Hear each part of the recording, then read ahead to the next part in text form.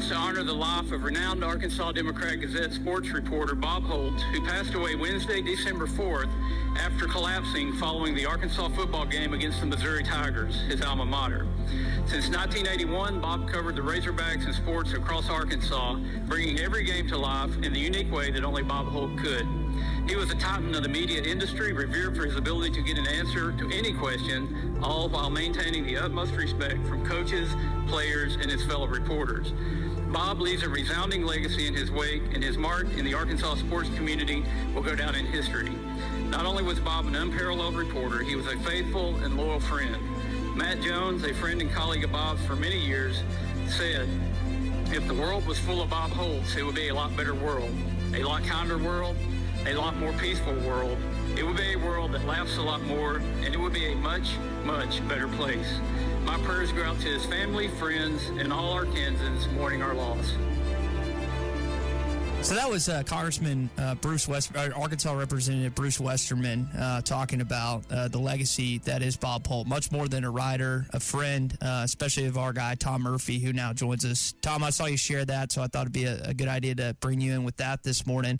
Celebration of life tomorrow, Cross Church Student Auditorium. You're going to have an opportunity to give testimonials as well. Tom, I know it's going to be an emotional time. It's been an emotional time for the past 2 weeks or so, but tomorrow I'm guessing it's going to really come to fruition there at Cross Church here in Fayetteville. Yeah, I mean, as sad as the occasion is, there's going to be folks from around the country, around the region who come in to pay their respects for Bob. Looking forward to meeting his sister-in-law and kids. I think they're coming, and, what a guy to bring it all together, and for Bruce Westerman to have done that on the floor of the U.S. Senate, what a special deal that, his reach, his impact is that far-reaching. And, man, I've been missing Bob every day since then. It's been a tough go. I did get a kick out of just a little more lighthearted on the invitation / flyer. It says attire. Football rules apply, no ties. I don't think I ever saw Bob Holt sporting the tie in any press box that I saw him in. But, again, just wanted to remind everyone about that tomorrow. Tom, we did get some Arkansas football news, not just for the Razorbacks, but SEC. We'll talk transfer portal in the sec, but the SEC schedule is out for this upcoming season. Arkansas finishes their season with 3 rivalry games. We knew that Memphis and Arkansas State, along with Notre Dame, were on the schedule. Pretty straightforward question. Is this Sam Pittman's toughest schedule since arriving here at Arkansas, maybe only comparable to 2020? Right, because that was 10 SEC games. And I think the answer might be yes, because, really 2020 you can't count it. It's a one-off. So, the one they were going to play in 2020 before COVID, that was the road game at Notre Dame. And I mean, and I think it had like 7 home games. It was an unbelievable slate that was going to be. And the Missouri game would have been in Kansas City that year. It was at Chiefs Stadium.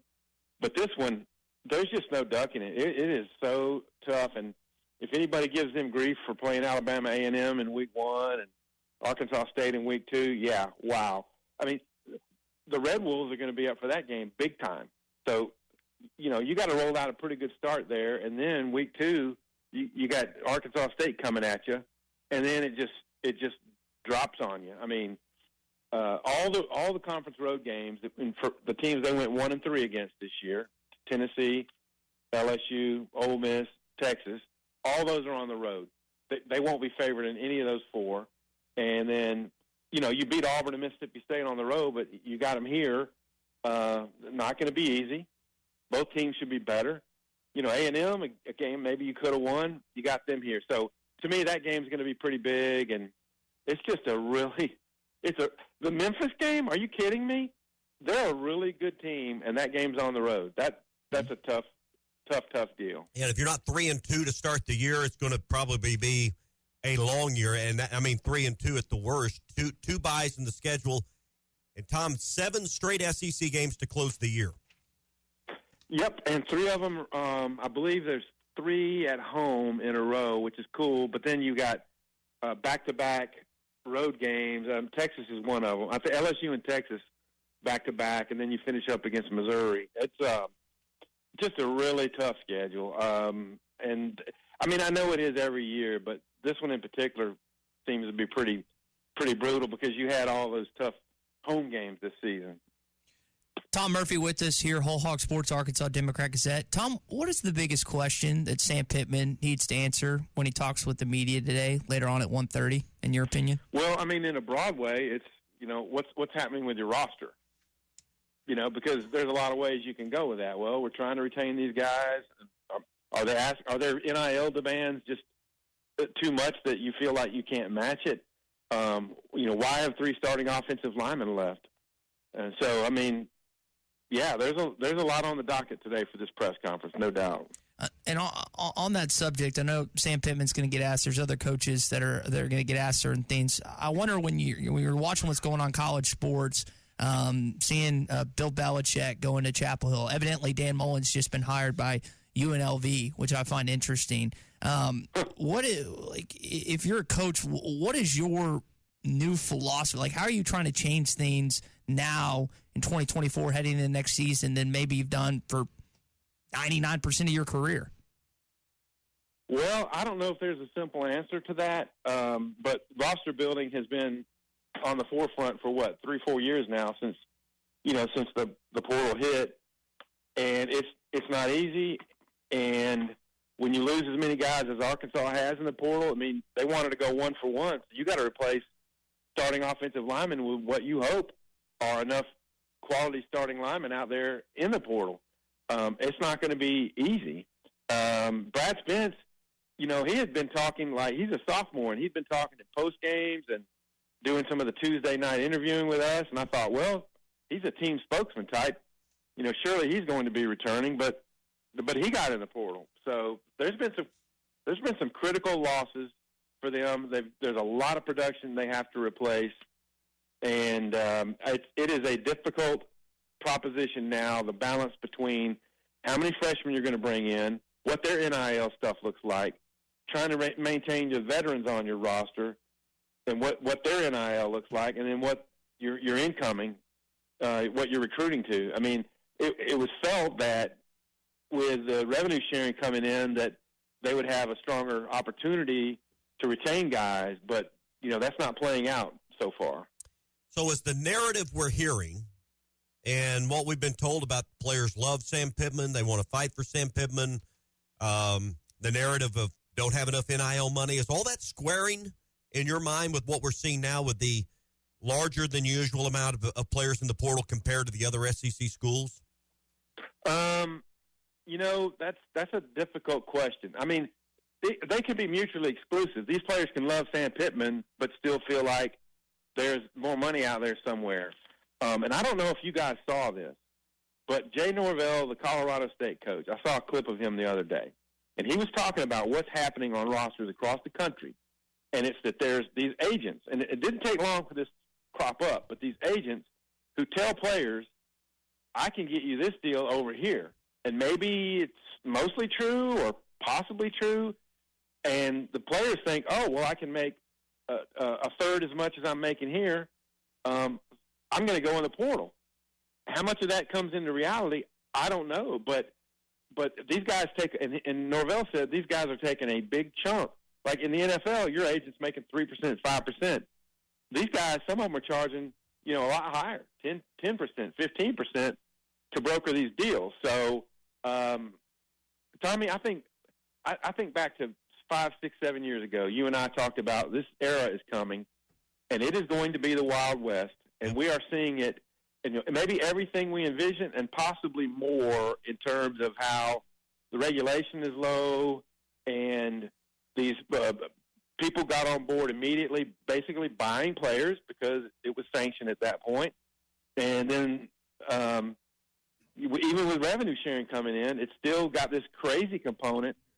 And some programs like Arkansas that didn't have the exact NIL war chest of some others are seeing, what happens when, you didn't have that. Yeah. Any concern from you about what roster will be available for the bowl game? Any concern from you on what kind of product Arkansas can actually field in Memphis against Texas Tech?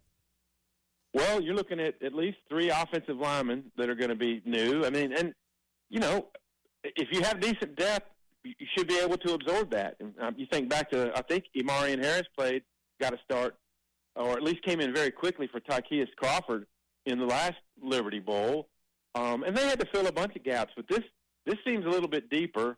The receiving core is going to be, you know, pretty decimated. So you're going to have, you know, the Jordan Anthonys and Tyrone Brodens and you know, Tesla, those guys will be there, but you won't have a ton of depth. And, you know, you got to replace the D linemen. Both your ends are gone.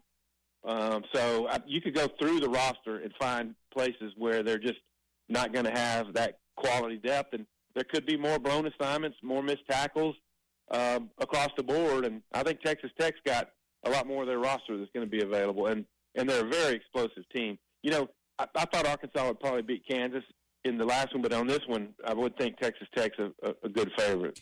Tom, last one before we let you go. We've talked plenty of football thus far. Basketball back in action, this time in North Little Rock and Simmons Bank Arena taking on UCA. Tommy asked a good question earlier.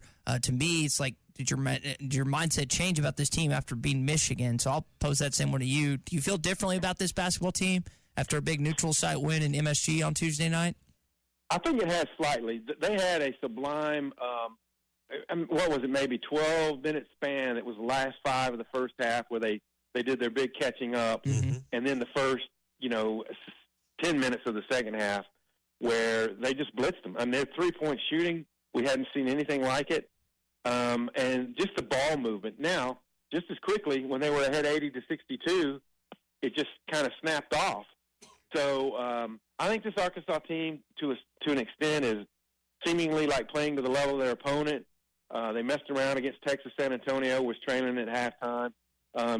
UCA is 2-7. They got a big scoring kid. This Lane Taylor from Farmington is a big scorer, but true freshman guard. You'd like to see them just get on top from the beginning, but I do believe I think there might be a little higher ceiling than what I thought of going into the Michigan game. Well, we'll see what happens Saturday at 3 o'clock inside of Simmons Bank Arena. Tom, enjoyed it. We'll do it on Tuesday, man. Sounds good. See y'all. BetOnline is the world's most trusted betting platform and your number one source for online betting. From the earliest odds to in-game live betting, BetOnline provides you with all the action and the ability to watch the games as they happen. With the largest selection of odds on everything from football, NBA, and college basketball, NHL to UFC and MMA. Head to BetOnline today to get in on the action with America's most trusted site for online wagering. BetOnline, the game starts here.